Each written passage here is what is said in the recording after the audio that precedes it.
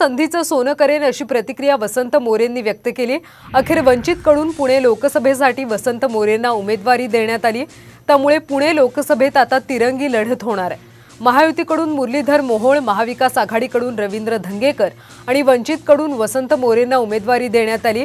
दरम्यान माझा विजय निश्चित मानला जातोय असा विश्वास धंगेकरांनी व्यक्त केला।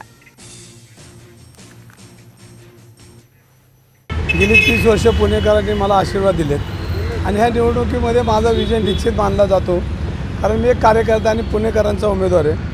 मी मत पुणेला मागणार आहे, मी माझ्या पुणे शहरासाठी मत मागणार आहे।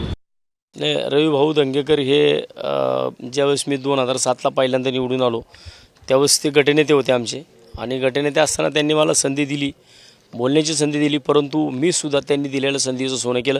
आणि मला पण आता पण परत असं वाटतं की रवी भाऊ मुरली यांना दोघे मला परत संधी देतील आणि त्यांनी दिलेल्या संधीचं मी सोनं करेल। पुण्याचा खासदार हा आता वंचित बहुजन आघाडीचाच असेल।